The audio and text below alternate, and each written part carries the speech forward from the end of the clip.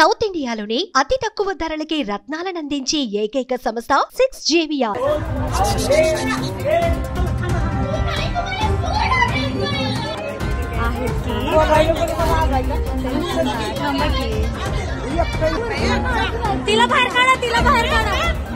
ప్రేమ పేరుతో ప్రేమోన్మాదుల దాడులు రోజురోజుకు ఎక్కువపోతున్నాయి.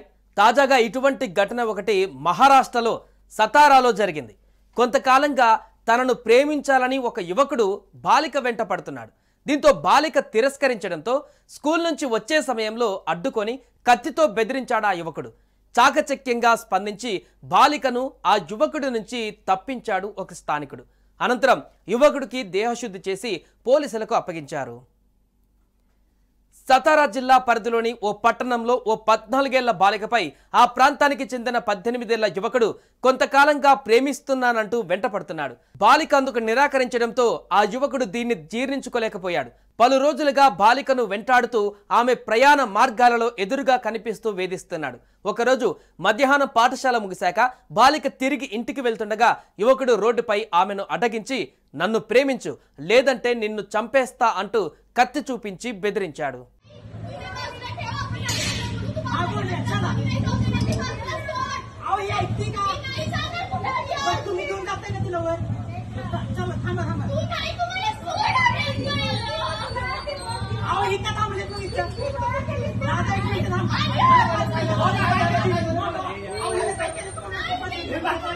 ఇదంతా పాఠశాల ఆవరణలోనే జరిగింది. అయితే అక్కడికి సమీపంలో ఉన్న కొంతమంది స్థానికులు చాకచక్యంగా స్పందించి బాలికను అతడి నుంచి విడిపించి భద్రత కల్పించారు. అనంతరం స్థానికులు అతన్ని చితకబాది పోలీసులకు అప్పగించారు. అయితే సదరు యువకుడితో పాఠశాల సిబ్బంది స్థానికులు మాట్లాడుతుండగా ఓ వ్యక్తి చాకచక్యంగా వెనక నుంచి గోడ దూకి వెంటనే వెళ్లి యువకుడి చేతిలో ఉన్న కత్తిని లాగేసుకున్నాడు. దీంతో బాలిక సేఫ్ అయింది.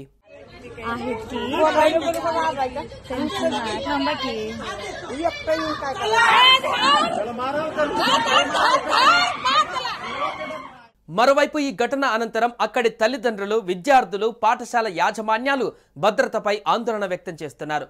పాఠశాలల సమీపాలలో పోలీసు బందోబస్తు పెంచాలని కోరుతున్నారు. ప్రేమ పేరుతో బాలికపై ఒత్తిడి తేవడం, వారిని బెదిరించడం సమాజానికి ఓ ప్రమాదకర సంకేతం.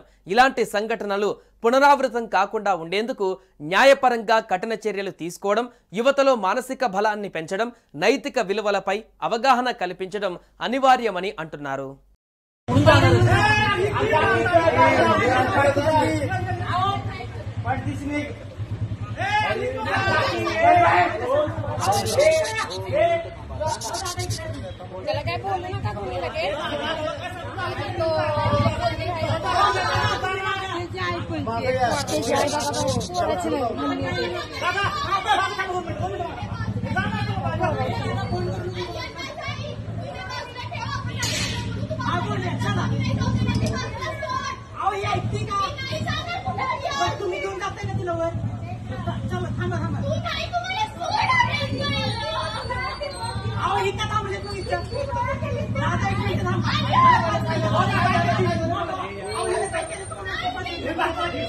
जावा जावा ना सगळे सगळे जावा सगळे जावा जावा ना सगळे जावा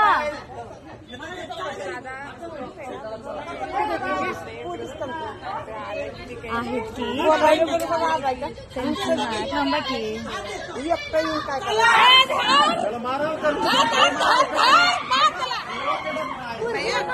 तिला बाहेर काढा तिला बाहेर काढा तिला घ्या बाजूला आता मेला पहिलं